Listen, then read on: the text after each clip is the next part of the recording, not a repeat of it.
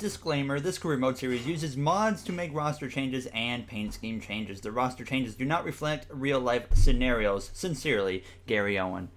Hello everybody and welcome back to the brand new episode of the NASCAR Heat 5 Career Mode. I hope you're all having a great day. Today we go to Richmond in the Truck Series and the Cup Series, but we start the episode off with some breaking news, and as you can tell from the title, Ryan Newman is set to retire from our career mode at the end of the season. Newman has won over 15 races in his Cup Series career and looks to fight for the playoffs here in his final season in that number 6 Roush Fenway Ford Mustang. So a bit of a surprise, maybe joining Kurt Busch on the retiring side of the season now, as we jump though right into the Truck Series here for today's episode at Richmond, as we'll have a little bit more news and just information on Ryan Newman coming up here after this Truck Series race. And as you guys know, of course, we have subscribers in the truck for us every time out in a Truck Series event this season in the career mode. And today's subscriber that got randomly chosen to drive for our truck was Kevin Kennedy, who was chosen now, as unfortunately probably not the ideal track you'd want to be in for the Truck Series, because this track is just so tough in the Truck Series and the Cup Series even now. But I've kind of gotten a handle on it in the Cup Series, I think.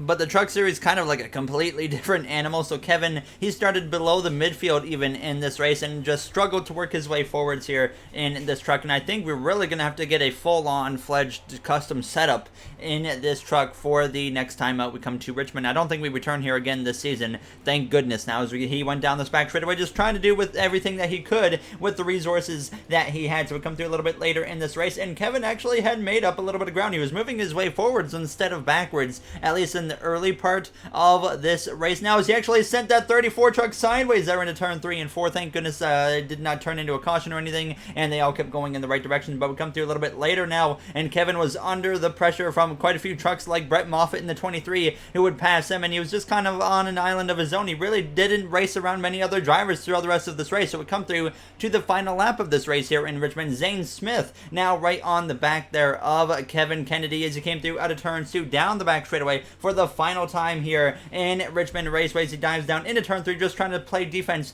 over Zane, who's full-time as well in the Xfinity Series now this season in the career mode. But out of turn 4, Kevin Kennedy will hold Zane Smith off there for not a great finish here, unfortunately, at Richmond, but P19 is what he brings the truck home in, which honestly was better than I expected. So actually fairly happy with that result now, as Ben Rhodes was actually able to pull off the victory here in Richmond now. So as you see the rest of the finishing order, we're going to get ready to go here into the Cup Series side of the Richmond Raceway weekend now, as we have a little bit of something different. We have a contract negotiation now for next season in our career mode. As you guys know, we are not returning to Joe Gibbs Racing, and we now have a negotiation with Hendrick Motorsports. We could end up going to HMS next season in the career mode, so stay tuned about that. That certainly could be some news about that could be coming up pretty soon. But of course, we have a Richmond race to focus on and the rest of the season in the 20 car to focus on. So we come through into qualifying here in Richmond, diving down into turn 1. The goal was a 20.568. I was confident we could maybe get close to that goal, maybe very close to being even with that goal. So we come through down the backstretch into turn 3 here, just trying to get down to that yellow line the best I can, get back on that throttle as soon as I hit that pit line basically, and we come through to cross the line with a 20.958. So P19 is where we will be starting, almost half a second actually off of the goal position, unfortunately, here in Richmond. There, as you see the rest of the qualifying order, Alex Bowman down in P29, Chad Fincham in the very last qualifying position, Eric Almirola with a very rough starting position, as well as Keselowski, Kurt Busch, Daniel Suarez, Denny Hamlin rounds out the top 10. There you see Ross Chastain in P5, Byron 6, but on pole, it's going to be Tyler Reddick with Chase Briscoe joining him on the front row. But now, before we go into the race, we're going to pass it over to Braden to give us some information on this Ryan Newman retirement. Ryan Newman, driver of the Roush Fenway Racing 6 car, announced his retirement recently. He had 18 career wins along with 115 top 5s and a second place points finish in 2014. Even though he is retiring, he says he is focused on his performance for the rest of the season, aiming to be a playoff contender.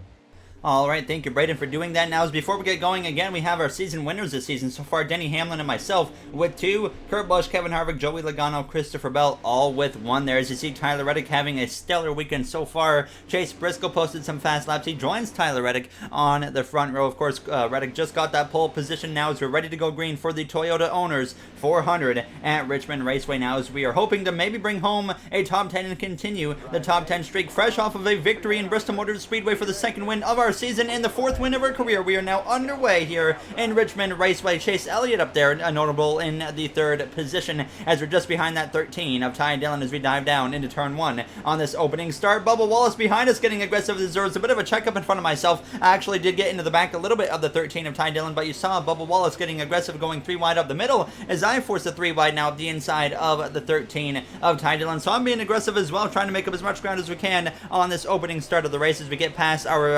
affiliate teammate of Christopher Bell as we're back into P19 up the inside again of the 17 of Chris Buescher as we get right to the back of the 22 of Joey Logano. Definitely confident that we have way better pace than 18th place now as we dive down into the corner. Last time we came to Richmond, we didn't have too bad of a run, so like I said, definitely some confidence in me right now that we can have a very solid run here in these next, at least the last 2 stages. This first stage is all about building up towards a top 10 finish here as we come through out of turns 4. Then we came through on lap 4 now up the inside of one of the rookies of Noah Gragson, who's behind another rookie of Harrison Burton, another affiliate teammate of ours, as we don't really know the future of that 96 team in the career mode yet. We're going to have to wait and see if something's going to happen over there, but there's definitely going to be some large announcements on the way as we would also pass the 24 of William Byron, get up the inside of our teammate of Denny Hamlin, and then make a little bit of contact actually with Hamlin as we came through out of turn. So we just kind of came together, and now Hamlin's going to go sliding into turn 3, hit the outside wall, keeps the car straight, but oh, my fault there. I just slid up right into him, unfortunately, but we all keep the cars going in the right direction here as we came through now to lap 9, running now in P13 after passing Ross Chastain, who has not been doing very well in this race after starting in the top 5, but we would continue our way forwards, passing Cole Custer as we came through now out of turns 2 on lap 10. Then we would run down Harrison Burton coming through now on lap 11 and pass him with absolutely no problem at all. So we were up into P11 trying to run down then our teammate of Kyle Busch, who has yet to win this season surprisingly in the career mode. Kevin Harvick was now leading the way over Tyler Reddick as we dive down into turn 3. Harvick just recently got a win here in the career mode at Texas Motor Speedway. There as you see Kyle Busch making it 3 wide in front of us there between Ryan Blaney as well as DiBenedetto, passes them both, and then we would continue to run these guys down. I get to the inside of DiBenedetto now with only 5 laps to go, approaching 4 laps to go here in stage 1. Blaney puts the fight to the left-hand side there of Kyle Busch as we're side by side with Matt DiBenedetto, who's having a solid start to the season. He's had some bad luck, and it's not put him in the best position points-wise, but we would clear DiBenedetto on the exit of turn 2, so now up into the top 10 we go as Blaney puts that fight to the inside of Kyle Busch and tries to make a pass on him as we come through out of turns 4. They're still going to be side by side, but then Blaney gets clear of Kyle, but then with 2 to go, Kyle actually gets back to the inside, and now we come through to follow through as well, side by side with Blaney down this back straightaway, approaching now the final lap in this first stage. As I get under the apron there, we're sideways, we hang on to it. Thank goodness I got out of the throttle in time to where the car did not just spin around on me as we come through to start the final lap in stage 1, battling for 2 stage points if we can get up to P9. Christopher Bell nearly drove into the back of me there, but we clear Blaney and now take over P9 and get right to the back nearly of Kyle Busch in the 18 as we have half a lap to go here in stage 1 as we slide up the track a little bit side by side with Kyle Busch, and now Christopher Bell is going to force a 3 wide as we come to the line. We hold on though to P9 here in stage 1 as Kevin Harvick manages to pull off a stage victory and add another playoff point to the points that he accumulated back at Texas just a few races ago. Solid car, boys. I think we actually are going to easily be a top 10 today, maybe even a top 5. There you heard the radio transmission from myself to the team just saying I think easily a top 10 car today, and maybe we could get a top 5 out of it if we just kind of play our cards right now as we're going to get ready to go green for stage 2. 2 cans of fuel as well as 4 tires. Very easy pit call to make now as we do have 1 second of estimated repairs as well, as we would not lose any spots on the pit lane. Kyle Larson though did gain a position over Tyler Reddick on the pit lane, so the pole sitter of Reddick down now to P5 for the start of the second stage, which is now underway. Kevin Harvick leads the way, and joining him on that front row is still second place of Chase Briscoe. Chase Elliott still finds himself in P3 as we got Kyle Larson there in that 4th position, but Chase Elliott's actually going to force it 3 wide for the lead. There's we're nearly getting to the back of the 6th car of Ryan Newman as we go down this backstretch into turn 3, and Elliott gives the lead away immediately to Tyler Reddick, who restarted 5th, and now he goes to the lead here as we come through, completing this first lap of the second stage 3 wide now with Newman as well as Kyle Larson as we dive down into the corner. Behind us we got the P21 to Benedetto, who's trying to clear Kyle Busch, but we both clear Newman as well as Larson. So now I move up into P6, and then we try to run down Chase Elliott there as I clipped him in the left rear just ever so slightly on the exit of turn 2, and sure enough, he loses the back end into turn 3 and completely slams the wall. All my fault again. A big apology to Chase Elliott, but we come through now, giving up a spot to Benedetto, and then I actually have a big moment there of just stupidity and hit the outside wall on a straightaway. So that was all on me as we came through out of turn 2, trying to focus back in as I get sideways there, and I decide to throw a block on Austin Dillon because we're giving up way too much time because of my mistake. So we settle out here in P7. Harvick starts to fade down a little bit now to P6 as we came through to lap 6, as there's actually problems behind. Kyle Busch blows the right front tire hard into the outside while he goes, and that's going to bring out a caution. The 88 of Eric Jones collected as well. Bubba Wallace and the 48 is the 47 as well involved, as Kyle Busch nearly goes up and over for a second there as the caution flies, and everybody actually would stay out here and no one coming to the pit lane, so we are going to get ready to restart here in the 7th position. So very unfortunate circumstances right there for Kyle Busch, as he has not won this season, surprisingly, like I said earlier, and now here he is with a DNF in Stage 2 in Richmond as we get back underway. A very lengthy second stage this is. We still have over 20 laps to go here in Stage 2 as we're side by side with the 2012 champion Keselowski. We clear him and get side by side with the driver that won a championship 2 seasons later of Kevin Harvick, who got that first and only so far Cup title back in 2014 here as we come through out of turn 4 trying to pass him and then get up the inside of Ryan Newman, who is fresh off the announcement of him retiring at the end of the season in the career mode. He's having an incredible run so far up inside the top 5 now as Tyler Reddick seems to be driving away with the victory early on, so maybe, or sorry, not with the victory, but with the lead early on, as he seems to be very fast in that number 8 car for RCR, as he showed quite a bit of speed and potential within the last few races. So Reddick definitely stepping it up maybe at the right time here as it came to, and now in lap 12 Joey Logano kind of caught me off guard. I was up the inside of Kevin Harvick. Logano forced it 3 wide, then we made contact with Logano. I got sideways on the exit of turn 2. He goes sideways into turn 3, but actually makes a pretty easy save there. But we're going to be 3 wide again here with him and Harvick, but Harvick fortunately clears us both, so it's now just between myself and Logano to duel it out for this 7th position here as we dive down into turn 1. 3 wide behind us between Custer, Keselowski, as well as Austin Dillon as we continue on our way trying to clear that 22 of the Penske champion of Logano, and sure enough into turn 3 we do pull that position off and then put the fight right back to Kevin Harvick, and now we're going to easily pass him as he's also looking to the inside of Newman along with myself. We're actually 3 wide for a moment. Newman did not get a very good exit at all out of turn 2, so we actually clear them both, and now we're up inside the top 5. We would run down Matt Benedetto once again as Tyler Reddick, he was driving away with the stage victory. Our teammate at Truex was up in second, then third place belonged to Chase Briscoe at this point as we came through to now 20 laps to go. Still, the whole length of stage 1 to go as we're already 17 laps in here to this second stage. So we came through now to lap 26, 11 laps to go, and I actually had driven away, put a gap to 5th place as we were now in P4, but I was really struggling to run down 3rd, 2nd, and 1st as it was pretty evident that I had absolutely no chance of winning this race on raw speed here in Richmond. So that was a bit of a concern for myself, but lap traffic would become a bit of an issue here towards the end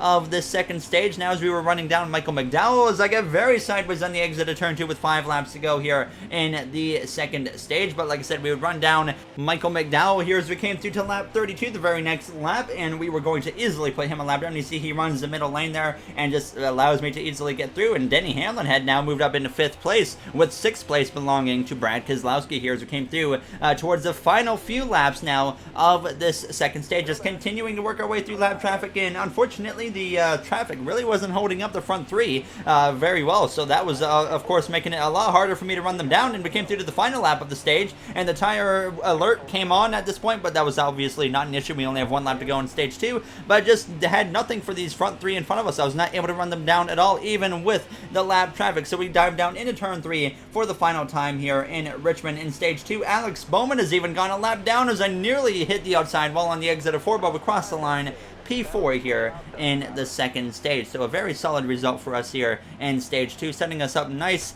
for this third and final stage. So Tyler Reddick looking very strong here in Richmond, looking for his first ever win in the Cup Series. Chase Elliott rounds out the top 10. We would pit for 2 cans of fuel as well as 4 tires, as you see the rest of the order on your screen right now. Noah Gragson down there in 20th, Bubba Wallace P21, Chastain having a rough race in 22nd. There's a lot of speed in that 42 car this season, but Chastain's just struggling to put these races together. So now we come through into P4, no positions lost or gained on the pit lane. Tyler Reddick did lose a spot on the pit lane, though. He is now down to second for the start of this third and final stage, which is now underway. Our teammate Martin Truex Jr. leads the way as we are on row 2 side by side with the 14 of Chase Briscoe here as we come through 1 and 2. Behind us, we got Hamlin trying to look to my inside, as of course I'm looking to get to the inside right away. We clear Hamlin, fortunately, down the backstretch, so I'm able to get down to that bottom as we dive down through turns 3 up the inside now with the 14 of Chase Briscoe. How much speed is in that car? It looks like there's quite a bit as I'm struggling to stay alongside, but we are able to stick up the inside again as we dive down into turns 1 side by side with the Stewart Haas Racing rookie. They have had 2 rookies in the past 2 seasons. Of course, last season, Custer went to the 41 team as a rookie against us, and we won Rookie of the Season last time out. So I think Chase Briscoe probably the biggest threat to win Rookie of the Season, or Rookie of the Year this season here in the career mode as we dive down into the corner. But Tyler Reddick is actually going to take the lead back away from Martin Truex Jr. So Reddick just showing the true speed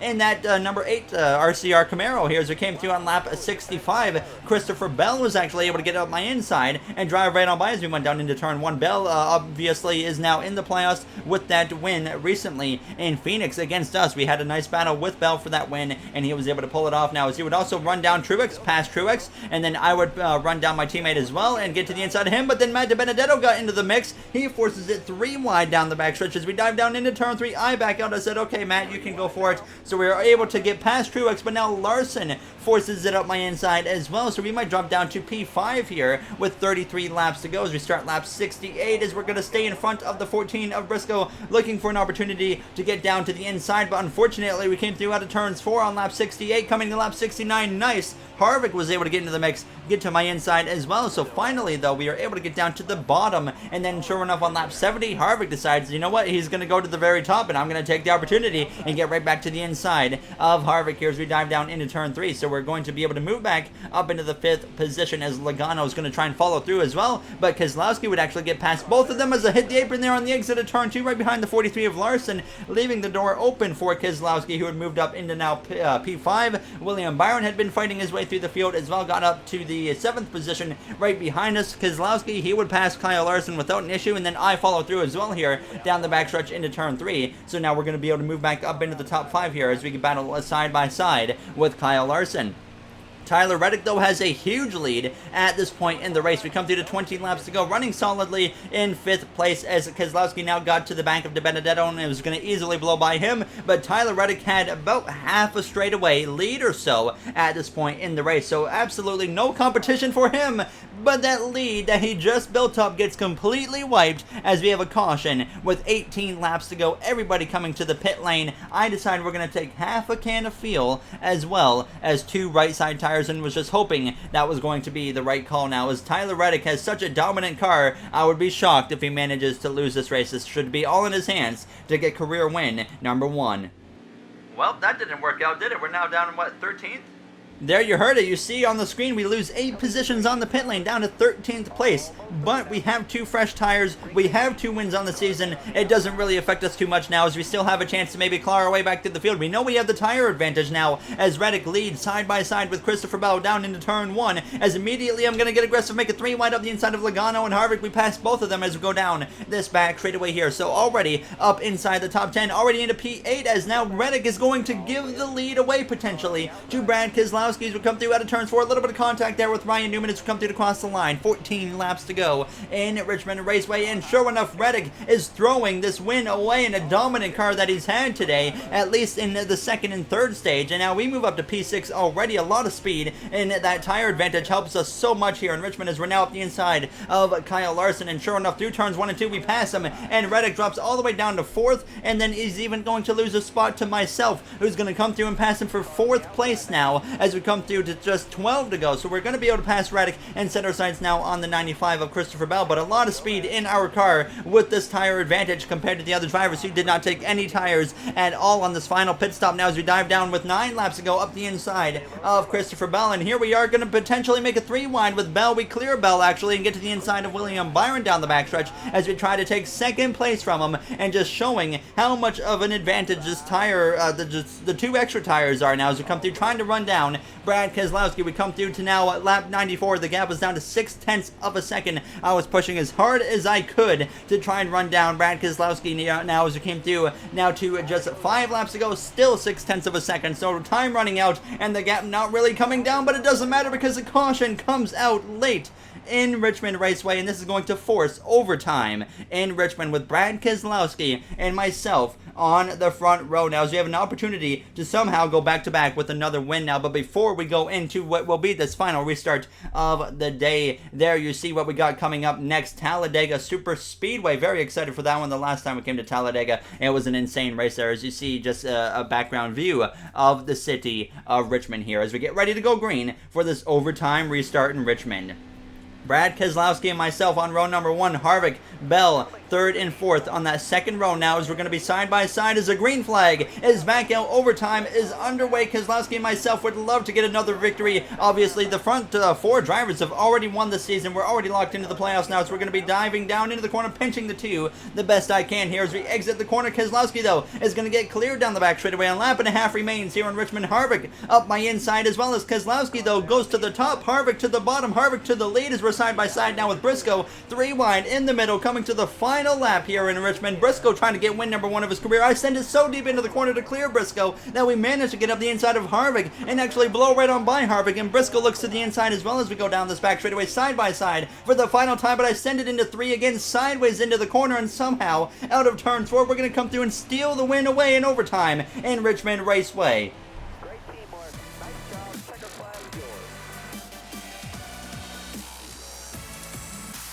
What an overtime restart. What a clutch overtime restart for us as somehow we managed to bring home the victory here in Richmond. It came down to the wire and I got very aggressive going into turn 1 on the final lap. We were 3 wide in the middle between Brad Keselowski, who was on my outside, Chase Briscoe, who was on my inside, and I was expecting Harvick to run at least a lane up into turn 1, and if I didn't send it so hard into the corner, that would have been Chase Briscoe's race. But obviously I just gave it everything I had there, and I was like, if I clear Briscoe, great. If I send it too deep into the corner and just clean out with Kevin Harvick and myself, well, that would be unfortunate, but very fortunate for Chase Briscoe. But we somehow made it work, and we get our 3rd win of the season already, and now our, 5th career win, and just second, or back-to-back wins, I should say, now here, as we just picked up the win in Bristol, and now we pick up another win in Richmond in the Toyota Owners 400. As you see the rest of the order, Alex Bowman with a very rough day in 34th, Kyle Busch down there in last now, as we're going to do a post-race interview with Jay Cook. I'm talking to you in victory lane again, Gary. 2 wins in a row and 3 on the season. You guys made a great call at the end to give your team a chance to win. Who was in charge of that race-winning call? Surprisingly mine for the first time, Jay. I'm so happy that we were able to pull off that victory. So thankful to the team. 3 wins on the season now, back-to-back after Bristol and Richmond. We're doing great, and hopefully we can carry this momentum for the whole regular season and get as many playoff points as we can, as that bit us the most last season. But just so happy that we managed to pull it off. All right, there you heard the post-race interview. Very short and sweet from myself here. In the next one, we do not have a truck race. I believe it is Dover. Next time we have a truck race, we go to Talladega in the next episode. So very excited for that one. Last time we came to Talladega, it was probably the best race of the career mode from all the way spanning back to NASCAR Heat 3. So very excited to see what we can do there. We now lead the playoff standings and the overall regular season point standings, which I've never really been able to say very often. Even back in the NASCAR Heat 4 career mode, we never actually really led the regular season point standings. So it's a nice change. We carry the top 10 streak over to another race. 9 races, 9 top 10s to start the season. So hopefully we can continue that over into race number 10 at Talladega, where anything can really happen. But you see the stats right now, our average finish is 4th, so we're doing so good with only 65 laps led in the 3 wins. But as always, if you guys enjoyed, you know what to do. Thank you all for taking the time of your day to watch this one, and I'll see you guys in the next one for Talladega. Have a great day, everybody.